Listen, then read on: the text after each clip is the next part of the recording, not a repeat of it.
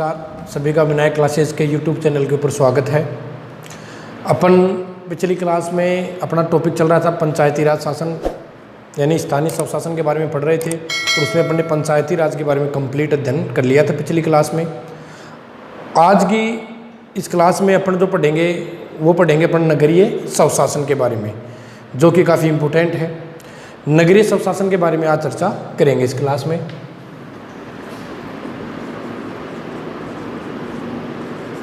नगरीय स्वशासन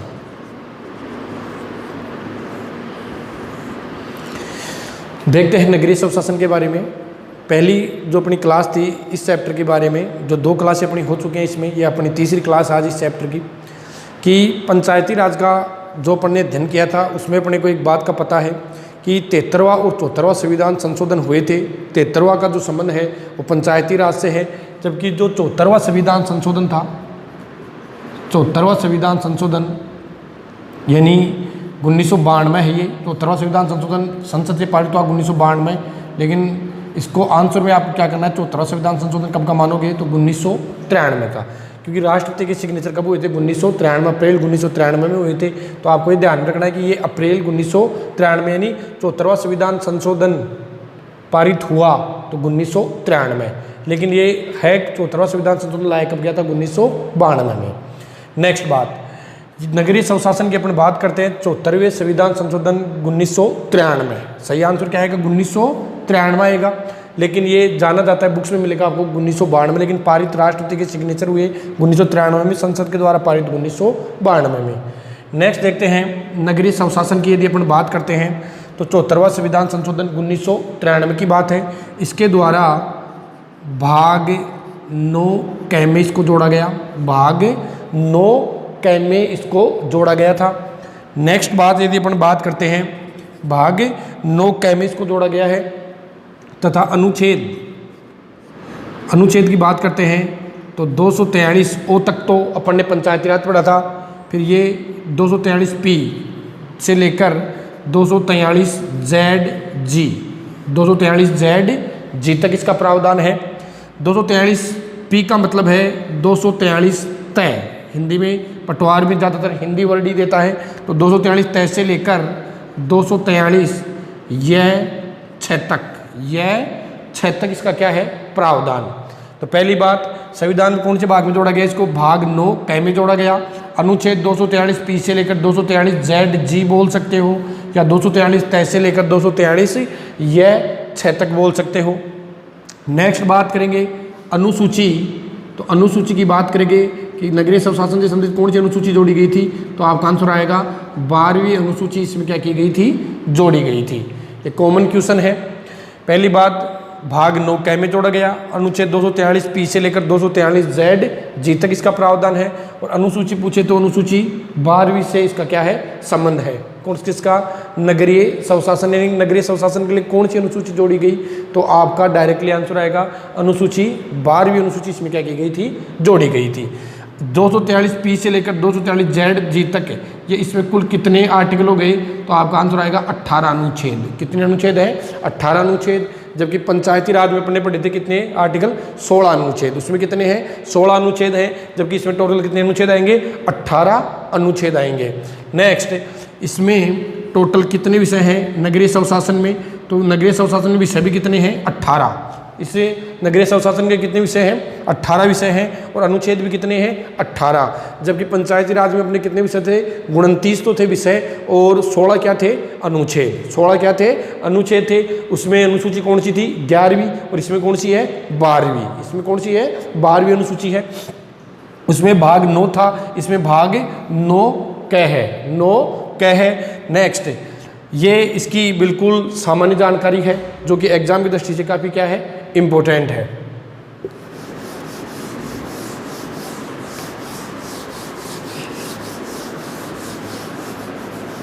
नेक्स्ट देखते हैं नगरीय स्वशासन के बारे में। नगरीय स्वशासन के प्रमुख अनुच्छेदों की यदि अपन बात करते हैं कि इसमें भी प्रमुख अनुच्छेद कौन कौन से आते हैं, प्रमुख अनुच्छेद, क्योंकि ये भी काफ़ी इम्पोर्टेंट पटवारी की दृष्टि से कि प्रमुख अनुच्छेद कौन कौन से हैं। इसमें प्रमुख अनुच्छेद की यदि अपन बात करते हैं तो 243 ये पी से स्टार्ट होकर 243 जेड जी तक ये है, लेकिन आपको जो इम्पोर्टेंट आर्टिकल हैं मैं वो बता रहा हूँ। 243 पी में इसको किया गया है परिभाषित, नगरीय स्वशासन को क्या किया गया है, परिभाषित किया गया है। नेक्स्ट 243 यानी पी में क्या किया गया है, इनको परिभाषित किया गया है। क्यों में है इनके गठन से संबंधित प्रावधान, यानी नगर पालिकाओं के गठन से संबंधित प्रावधान क्यों में है। नेक्स्ट आर में है इनकी संरचना, कि भाई इनकी संरचना किस प्रकार की होगी, इनकी संरचना का प्रावधान है आर में। 243 एस में है वार्ड सभा, इनकी क्या है, वार्ड सभा किस प्रकार की होगी। नेक्स्ट जो इम्पोर्टेंट है वो है 243 टी में क्या है, आरक्षण, क्या है, आरक्षण, कि इसके जो तीनों स्तर हैं उनमें आरक्षण का क्या प्रावधान होगा।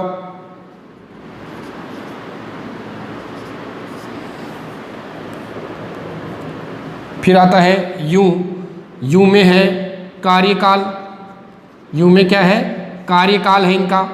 नेक्स्ट 243 वी में देखते हैं तो इनकी आ जाती है योग्यताएं, क्या आ जाती हैं, योग्यताएं आ जाती हैं। 243 वी के डब्लू में देखेंगे तो इनकी है शक्तियाँ, कार्य जो इनकी कार्य करने की जो शक्तियाँ हैं उनका उल्लेख है, किसमें है, डब्लू में है। नेक्स्ट है 243 एक्स में है कर किस प्रकार से लगाते हैं, करों का प्रावधान है। नेक्स्ट 243 वाई में है वित्त आयोग, किसका प्रावधान है, वित्त आयोग का प्रावधान है, किसमें, 243 वाई में किसका प्रावधान है, वित्त आयोग का प्रावधान है। तो देखो एक बार दोबारा से, यानी 243 पी में तो नगर पालिकाओं को, यानी 243 पी में तो क्या किया गया है, नगर पालिकाओं को परिभाषित किया गया है। 243 क्यू में इनके किसका प्रावधान है कि इनका गठन किस प्रकार से होगा। 243 आर में बात करते हैं तो इनकी क्या है, संरचना का मतलब इनकी चुनावी प्रक्रिया, यानी क्या कह सकते हो, चुनावी प्रक्रिया किस प्रकार की होगी। 243 एस में है वार्ड सभा, कि कितने वार्डों में गठित किया जाएंगे, कितने। 243 टी में है कि नगरीय स्वशासन में आरक्षण किस प्रकार से होगा, जिनकी चर्चा अपन इस वीडियो में करेंगे आज। 243 यू में है इनका कार्यकाल कितने वर्ष का होगा। वी में है कि इनका अध्यक्ष या सदस्य बनने के लिए क्या क्या योग्यताएं चाहिए। डब्लू में है कि इनकी शक्तियां किस प्रकार की होंगी, ये किस प्रकार से कार्य करेंगे। 243 एक्स में है इनके कर, यानी ये कर किस प्रकार से लगाएंगे। नेक्स्ट 243 वाई में क्या है, वित्त आयोग, किसका प्रावधान है, वित्त आयोग। और मैंने आपको पहले बताया था 243 आई में पंचायती राज के लिए किसका गठन है, वित्त आयोग का गठन है, किसका गठन है, वित्त आयोग का गठन है। और इसके अलावा अपन मेन की बात करते हैं तो 243 ZA, इस 243 ZA की बात करते हो तो इसके अंतर्गत है, इसमें निर्वाचन, इनका निर्वाचन आयोग का प्रावधान है, इनके लिए किनका प्रावधान है, निर्वाचन आयोग का प्रावधान है। एक इसमें इम्पोर्टेंट है 243 ZD, इसमें है यानी जिला आयोजना समिति,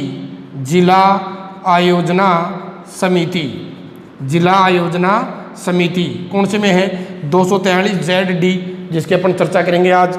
फिर एक इसमें आप कर सकते हो इम्पोर्टेंट 243 ZE, इसमें महानगर नियोजन समिति। तो ये आपके प्रमुख आर्टिकल्स मैंने आपको बताए हैं जो कि पटवार की दृष्टि से काफ़ी इम्पोर्टेंट है।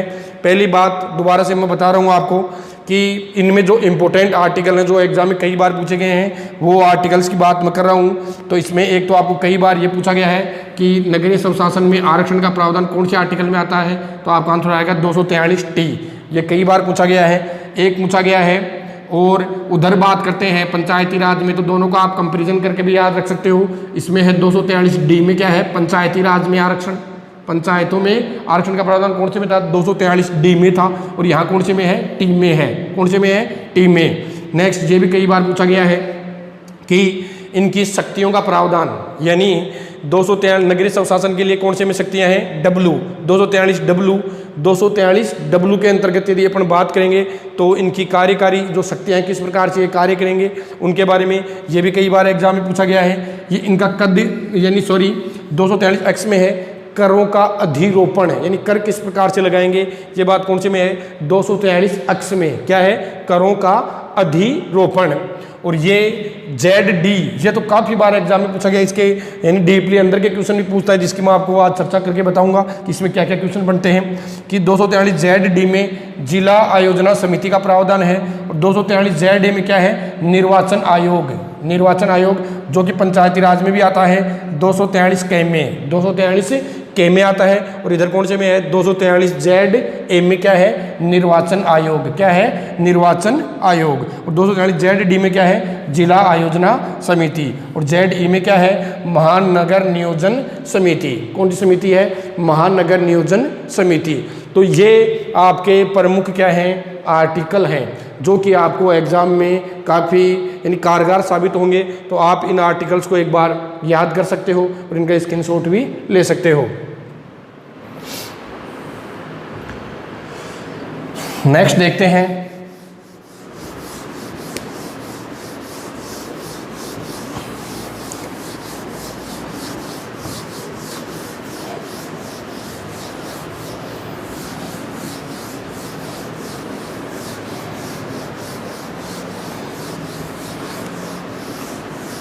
नेक्स्ट देखो, पंचायती राज की तरह इसके भी कितने स्तर हैं, टोटल 3 स्तर। कितने स्तर है, 3 स्तर हैं इसके भी।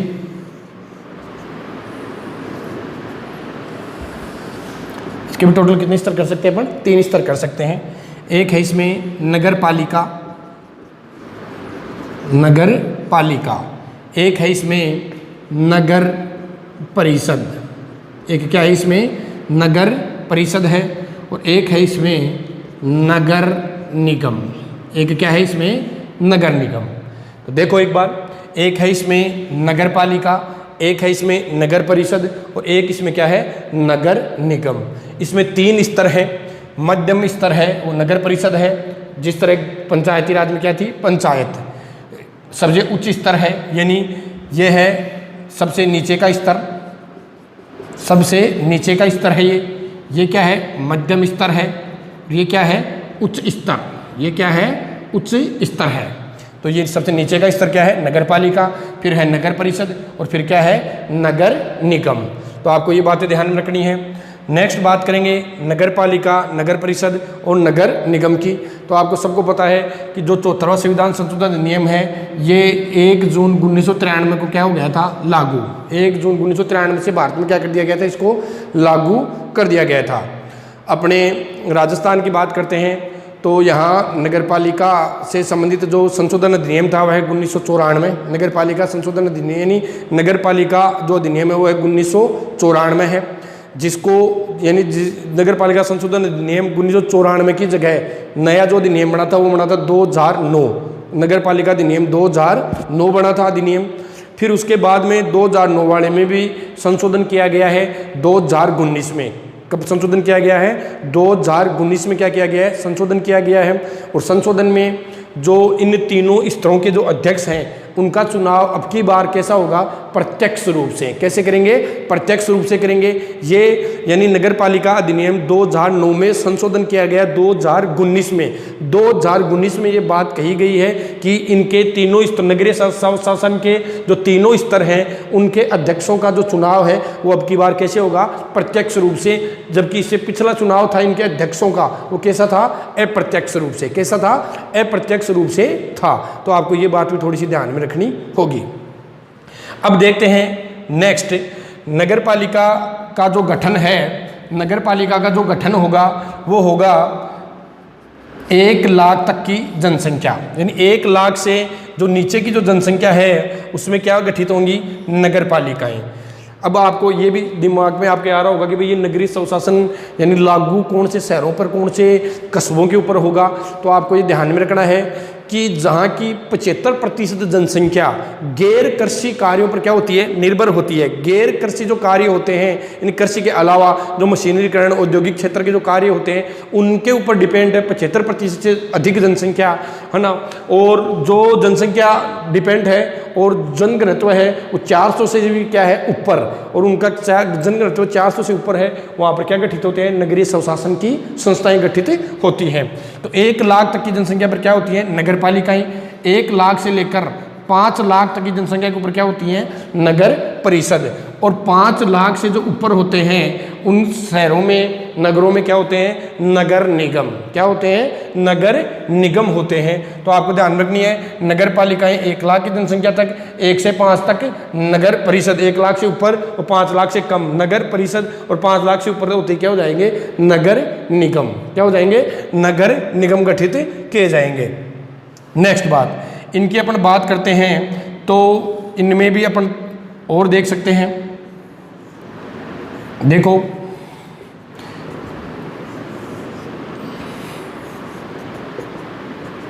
इनमें अपन देखते हैं, इसमें नगर पालिका का एक तो होता है, यानी नगर पालिका का अध्यक्ष कर सकते हो, और कई जगह आपको सभापति भी लिखा हुआ मिलता है, ये भी। नेक्स्ट उपाध्यक्ष, और इसमें हो जाएंगे पार्षद। क्या हो जाएंगे, जैसे अपने वार्ड पंच होते हैं पंचायती राज में, वैसे ही नगरीय स्वशासन में क्या होते हैं, पार्षद। इधर भी सभापति, उपसभापति, और क्या हो जाते हैं, पार्षद। और कौन हो जाते हैं, पार्षद। इधर मेयर बोलते हैं, इसी को महापौर बोलते हैं, महापौर बोलते हैं। फिर उपमहापौर, उपमहापौर, और एक हो गए इधर भी पार्षद। और कौन होते हैं, पार्षद। तो पहली बात, इनके जो अधिकारी हैं उनको आपको ध्यान रखना है कि यहाँ कौन किन किन के लिए अपन चुनाव कराते हैं। अध्यक्ष या सभापति, उपाध्यक्ष, पार्षद। नगर परिषद में सभापति, उपसभापति, पार्षद। इधर मेयर, जो मेन प्रमुख सबसे बड़ा अध्यक्ष होगा उसको क्या बोलते हैं, मेयर या महापौर, उपमहापौर, और उधर पार्षद। नेक्स्ट बात, इनके गठन के जनसंख्या का आपको पता चल गया, इनमें कौन कौन किन किन के लिए चुनाव होते हैं इस बात का आपको पता चल गया। अब इसमें जो आपको और ध्यान में रखने लायक बातें हैं उनके ऊपर अपन चर्चा करते हैं कि यानी अब की बार जो 2009 के अधिनियम में जो संशोधन हुआ है, उस संशोधन 2009 नगर पालिका अधिनियम में जो संशोधन हुआ है, तो अब की बार जो चुनाव हो रहे हैं, अब 2020 में जो चुनाव चल रहे हैं, हो रहे हैं नगर पालिका नगर निगम के, इनके चुनाव भी कैसे होंगे, प्रत्यक्ष रूप से। प्रत्यक्ष, और ये भी क्या होगा, प्रत्यक्ष। और पार्षद भी कैसे होते हैं, प्रत्यक्ष। पहले पार्षद इनका चुनाव करते थे, यानी ये निर्वाचन करते थे। पार्षद प्रत्यक्ष हैं, इधर भी पार्षद क्या है, प्रत्यक्ष हैं, और इधर भी पार्षद क्या है, प्रत्यक्ष। इन तीनों में पार्षद हैं, तीनों ही यानी स्तरों के ऊपर जो पार्षद है वो कैसे हैं, प्रत्यक्ष। और तीनों ही स्तरों के ऊपर जो उपाध्यक्ष हैं, कौन है, उपाध्यक्ष हैं, यानी उपमहापौर, उपसभापति या उपाध्यक्ष या उपसभापति, ये तीनों ही कैसे हैं, अप्रत्यक्ष। कैसे हैं, अप्रत्यक्ष हैं, अप्रत्यक्ष हैं। और ये भी क्या है, अप्रत्यक्ष। ये भी क्या है, अप्रत्यक्ष। यानी अपना जो संविधान है उसमें ये तो साफ लिखा गया है, पार्षद हमेशा कैसे होंगे, प्रत्यक्ष। पार्षद प्रत्यक्ष, और ये भी प्रत्यक्ष है। उप जो है, उप शब्द लगते ही वो क्या है, वो भी अप्रत्यक्ष। ये सब प्रत्यक्ष हैं। उप महापौर हमेशा क्या रहेंगे, अप्रत्यक्ष रहेंगे। लेकिन इधर अध्यक्ष, सभापति और मेयर का जो चुनाव है ये डिपेंड कर दिया गया सरकार के ऊपर, यानी जो राज्य सरकार है वो हमेशा डिसाइड करेगी कि इनका प्रत्यक्ष कराना है चुनाव या अप्रत्यक्ष, ये डिसाइड। और उधर अपन पंचायती राज में बात करते हैं तो उधर भी सरपंच के लिए प्रत्यक्ष हमेशा फिक्स नहीं है, यानी सरपंच के चुनाव भी फिक्स नहीं है कि वो प्रत्यक्ष होंगे या अप्रत्यक्ष। जबकि हैं कैसे, अभी वर्तमान में सरकार का दिशा निर्देश है प्रत्यक्ष ही करते हैं, अपन स्वयं अपन भाग लेते हैं, लेकिन वहाँ पर भी अप्रत्यक्ष हो सकता है यदि सरकार चाहे तो। इधर उसी प्रकार से अब की बार सरकार ने चाहा, यानी 2019 में जो संशोधन किया 2009 के अधिनियम में, और उसमें कहा गया कि तीनों स्तरों के यानी जो अध्यक्ष हैं, सभापति, अध्यक्ष और मेयर के चुनाव भी कैसे होंगे, प्रत्यक्ष रूप से होंगे। तो आपको ये बात भी बिल्कुल ध्यान में रखनी है। तो ये बात हो गई इनके चुनावों की, किन की बात हो गई, चुनावों की। अब बात करते हैं नेक्स्ट।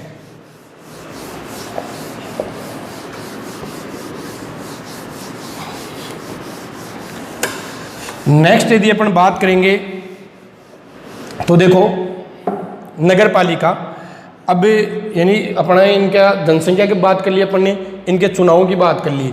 यदि अपन बात करते हैं योग्यताएं की, योग्यताओं की अपन बात करते हैं, इधर भी कितने वर्ष है, 21 वर्ष। की आयु पूर्ण होनी चाहिए, 21 वर्ष की आयु पूर्ण होनी चाहिए चुनाव लड़ने के लिए। इधर भी 21 वर्ष की आयु क्या होनी चाहिए, पूर्ण होनी चाहिए। नेक्स्ट आपको सबको पता है कि नवंबर 1995, 21 नवंबर 1995 के बाद में जिसके तीसरी संतान है यानी 3 संतान होंगी, वो इनमें क्या होगा, चुनाव लड़ने के लिए अयोग्य घोषित कर दिया जाएगा। नेक्स्ट बात योग्यताएं हो गई। नेक्स्ट बात करते हैं आरक्षण।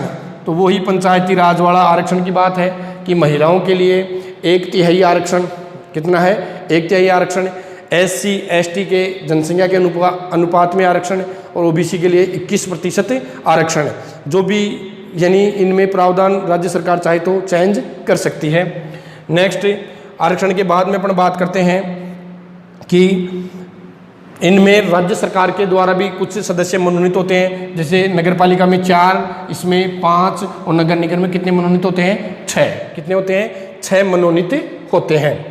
नेक्स्ट बात करेंगे, आरक्षण की हो गई बात, योग्यताओं की हो गई। नेक्स्ट वार्ड, न्यूनतम वार्ड कितने होंगे, न्यूनतम वार्ड इधर भी 13, इधर भी अपन न्यूनतम वार्ड कितने मान सकते हैं, 13, और इधर भी कितने वार्ड मान सकते हैं, 13। यानी न्यूनतम वार्डों की संख्या कितनी कितनी होगी, 13, 13 और 13 न्यूनतम वार्डों की संख्या। नेक्स्ट यदि बात करते हैं इनको जो चुनाव होंगे, इनको यानी शपथ कौन दिलाएगा, तो तीनों में ही आपको याद रखना है पीठासीन अधिकारी जो चुनाव कराने आते हैं, पीठासीन अधिकारी, इसमें भी पीठासीन अधिकारी और इसमें भी पीठासीन अधिकारी ही इनको क्या दिलाते हैं, शपथ। तीनों में ही पीठासीन अधिकारी क्या दिलाते हैं, शपथ दिलाते हैं। नगर पालिका में भी, नगर परिषद में भी और नगर निगम में भी पीठासीन अधिकारी ही हमेशा क्या दिलाते हैं, शपथ दिलाते हैं। तो आपको ये बात भी थोड़ी ध्यान में रखनी होगी। तो योग्यताओं की बात हो गई, आरक्षण की बात हो गई, न्यूनतम वार्डों की बात कर ली है, और किसकी बात कर ली है, शपथ की भी बात अपन ने कर ली है। नेक्स्ट देखो,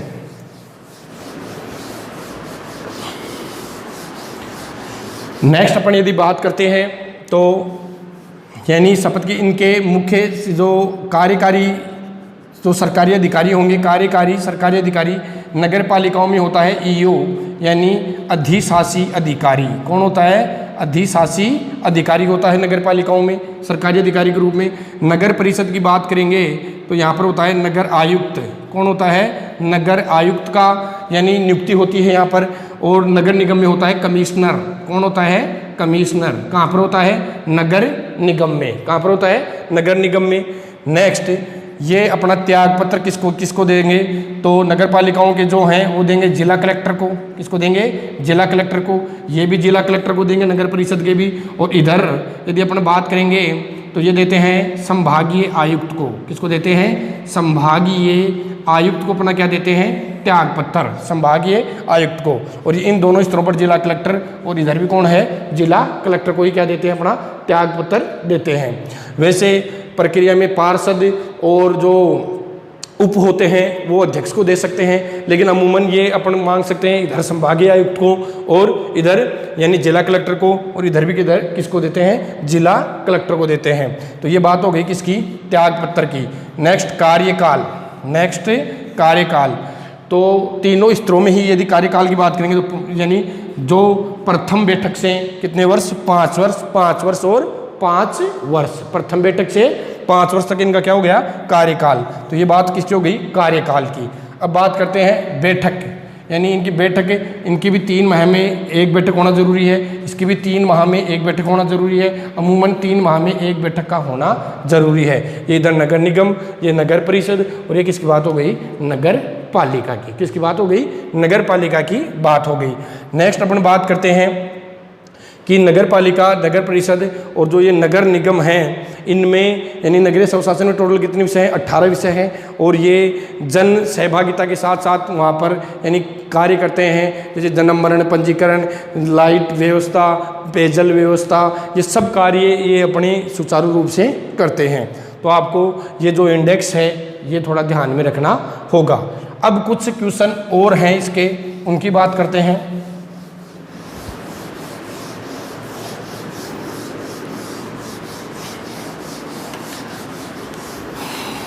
देखो, एक है 243 ZD, इसमें है जिला आयोजना समिति। जिला आयोजना समिति देखो, जिला आयोजना समिति यानी डीपीसी, डिस्ट्रिक्ट प्रोग्रामिंग कमेटी, जिला आयोजना समिति, इसका प्रावधान कौन से आर्टिकल में है? तो आपका आंसर आएगा 243 ZD। इसमें जो सदस्य संख्या निश्चित करती है वो सरकार के ऊपर निर्भर है। वर्तमान में इसकी सदस्य संख्या है 25। इसमें कितनी सदस्य संख्या है? टोटल 25 सदस्य संख्या है अपने राजस्थान में। कितनी सदस्य संख्या है? 25। अब लेकिन संविधान में ये जो प्रावधान किया गया है, ये किया गया है कि इन 25 में से 4/5 कैसे होंगे? निर्वाचित। कैसे होंगे? ये निर्वाचित होंगे।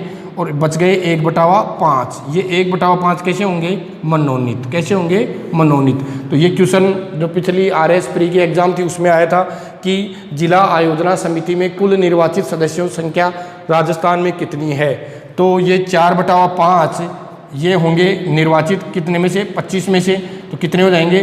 5 के 20, यानी 20 सदस्य राजस्थान में जिला आयोजना समिति में क्या होते हैं? निर्वाचित। क्या होते हैं? निर्वाचित होते हैं। किनके द्वारा निर्वाचित किए जाते हैं? तो पंचायतें व नगर पालिकाएँ। पंचायतें व नगर पालिकाएँ। पंचायतों में 3 स्तर आ गए और नगर पालिकाओं में अपने 3 स्तर आ गए। वो सदस्य क्या करते हैं? इन सदस्यों को निर्वाचित करते हैं। टोटल कितने सदस्य निर्वाचित होंगे? 20 सदस्य। अब मनोनीत कितने हो जाएंगे? 5। मनोनीत कितने होंगे? 5 सदस्य क्या होते हैं? मनोनीत। 5 सदस्य क्या होंगे? मनोनीत होंगे। इन 5 में से भी 3 सदस्य तो पदेन सदस्य होंगे। कैसे सदस्य होते हैं? पदेन सदस्य। पदेन सदस्यों में एक तो होता है जिला कलेक्टर, एक तो कौन होता है? जिला कलेक्टर। एक होता है CEO यानी मुख्य कार्यकारी अधिकारी, और एक होता है उप मुख्य कार्यकारी अधिकारी। ये 3 सदस्य क्या होते हैं? पदेन सदस्य। कौन कौन से? जिला कलेक्टर, मुख्य कार्यकारी अधिकारी और उप मुख्य कार्यकारी अधिकारी। ये तो होते हैं 3 पदेन सदस्य। और 2 फिर क्या होते हैं? मनोनीत। 2 क्या होते हैं? मनोनीत। मनोनीत में उसके यानी जिले का सांसद और एक कोई भी विधायक यानी जो विधायक होता है वो इसमें क्या होता है? मनोनीत होता है। तो 3 सदस्य हो गए पदेन और 2 क्या हो गए यहाँ पर? मनोनीत। यानी इस प्रकार से 4/5 कैसे होते हैं? निर्वाचित, और 1/5 क्या होते हैं? मनोनीत सदस्य होते हैं। किसमें? जिला आयोजना समिति में। किसमें? जिला आयोजना समिति में, जो कि जिले के विकास से संबंधित कार्य करती है। कौन सी समिति? जिला आयोजना समिति। तो मेरे हिसाब से आपको ये बिल्कुल क्लियर है। कौन सी समिति? जिला आयोजना समिति। अब और देखते हैं कुछ क्वेश्चनों की बात और करते हैं अपन, कि जैसे जो एग्जाम में आए हुए हैं, यदि आपसे पूछ लिया जाए कि भारत में प्रथम नगर पालिका, भारत में प्रथम नगर पालिका कहाँ की थी? 1687 में कहाँ की थी? मद्रास की। कहाँ की थी? मद्रास की थी। और अपने राजस्थान में बात की जाए प्रथम नगर पालिका तो 1864 में माउंट आबू, कहाँ पर है? माउंट आबू में थी प्रथम नगर पालिका। नेक्स्ट यदि अपन बात करते हैं नगरीय स्वशासन की, तो इसमें यानी अपन बात करेंगे तो यानी अरुणाचल प्रदेश में वहाँ पर SC ST यानी अनुसूचित जातियों को कोई आरक्षण नहीं है। कौन से राज्य में नहीं है? तो अरुणाचल प्रदेश में नहीं है। नेक्स्ट, पश्चिमी बंगाल जो राज्य है वहाँ पर कैसी व्यवस्था है? 4 स्तरीय व्यवस्था। कैसी स्तरीय व्यवस्था है? 4 स्तरीय व्यवस्था है। कहाँ पर है? पश्चिमी बंगाल राज्य में। कौन से राज्य में है? पश्चिमी बंगाल राज्य में कैसी व्यवस्था है? 4 स्तरीय व्यवस्था है। तो आपको ये भी ध्यान में रखना होगा। नेक्स्ट अपन यदि इनमें बात करते हैं नगरीय स्वशासन के और क्वेश्चनों की, तो इसमें नगरीय स्वशासन में जो मेन प्रॉपरली जो क्वेश्चन है वो आपको एक तो ये 243 ZD भी थोड़ा सा ध्यान में रखना होगा। तो इस प्रकार से ये नगरीय स्वशासन के कुछ क्वेश्चन बनते हैं। नेक्स्ट, इनकी यदि सैलरी की बात करते हैं तो 5000, 7000 और इनको 10,000, इन 5000 अध्यक्ष को, 7000 सभापति को और 10,000 के समथिंग इसको मिलते हैं। मेयर को पर मंथ सैलरी मिलती है। ये भी आपको ध्यान में रखना होगा। इसके अलावा आपको मैंने बताया कि 243 वाई में किसका प्रावधान है? वित्त आयोग का। 243 वाई में क्या है? वित्त आयोग। और वर्तमान में अपना कौन सा चल रहा है? 5वां वित्त आयोग चल रहा है राजस्थान में। कौन सा वित्त आयोग चल रहा है? 5वां वित्त आयोग चल रहा है, जिसके अध्यक्ष हैं ज्योति किरण। कौन है? ज्योति किरण, जिसके क्या है? अध्यक्ष हैं। जो कौन सा वित्त आयोग है? वित्त आयोग यानी 5वां वित्त आयोग है, जो कि समय समय पर अपने को यानी इनको यानी किस प्रकार से कार्य किया जाए उनके लिए वित्त का क्या करता है, प्रबंधन करता है। कौन है, ज्योति किरण।